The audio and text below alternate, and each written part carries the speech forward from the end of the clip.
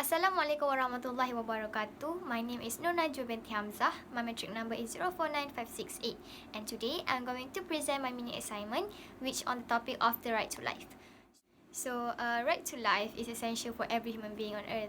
Right to life is actually the idea of a person who has the right to live and should not be destroyed, in particular by any individual like government or the authority. And there are debates in capital punishment, war, abortion, and more. And this is why the concept of right to life exists. So different individuals have different perception on this. So the fundamental liberties in Malaysia are set out in Article 5 to 13 of the Federal Constitution under the following headings.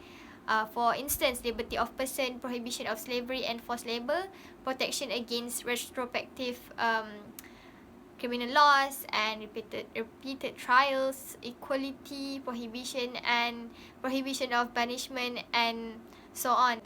And some of these liberties and rights are subject to limitations and exceptions, and some are available to citizens only. There are 6 scopes, but I will highlight only 3.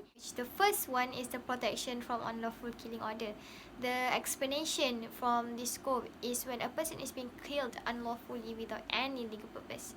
In Chapter 4 of Arrest, Escape and Retaking, on Article 15, Clause 3, it is stated that nothing in this section gives a right to cause the death of a person who is not accused of an offence punishable with death or with imprisonment for life. For instance, in the case of Aminul Rashid shooting, it was actually a forgotten case of a 14-year-old boy killed by a Malaysian police.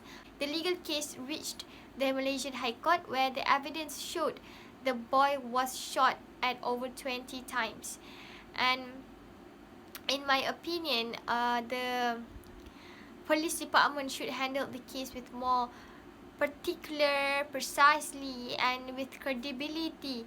It is a bittersweet memory for Aminul Rashid's mother, because she have suffered of losing a child with the act that her son was not a criminal.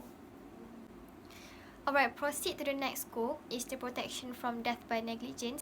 If a person dies as the result of a negligent act by another person or persons, then it is up to the close family and to pursue a case for wrongful death negligence on the behalf of the deceased.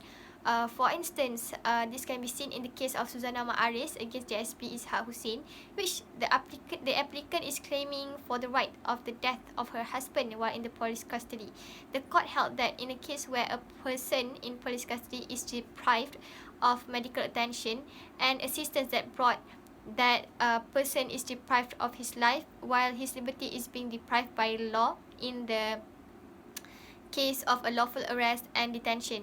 So in my opinion, in this case, is that the right to life for a person should not be neglected although you are in a police custody, because medical treatment is considered as a basic necessity for a human being. Does Suzana have the right to claim the protection from death by negligence of her husband? So nonetheless, the protection of right to livelihood is also one of the scope under right to life. Livelihood can include basic shelter, food, education, occupation, and also medical care. That is but one aspect of right to life. An equally important facet of the right to life is the right to livelihood, because no person can live without the means of livelihood. And the scope of right to life can be seen in the case of Tan Teck Sang against Suruhanjaya Perkhidmatan Pendidikan, which the appellant, a senior assistant attached to a primary school, and was charged before the Sessions Court with 2 counts of criminal breach of trust and was convicted. So consequently, the appellant was dismissed from the service, and the appellant has sought out a declaration that his dismissal was null and void, and argued that inter alia that the dismissal was harsh, unfair, and unjust.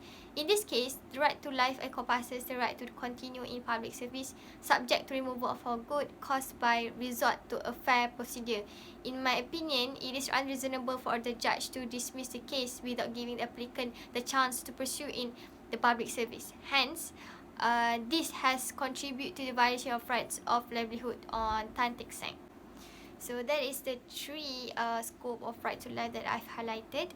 And in conclusion, the right to life is clearly a paramount importance in international human rights law, and it is obviously one of the most basic rights and should be prioritized in every country in the whole world. And the right to life and to all of the things on which life depends, which, for instance, the right to breathe, to drink, to eat, is the mother of all rights. It is man himself. So it is undeniable fact that the sanctity of human life is universally shared irrespective of our cultural, geographical or historical, political or economic differences. So that's all from me. Thank you.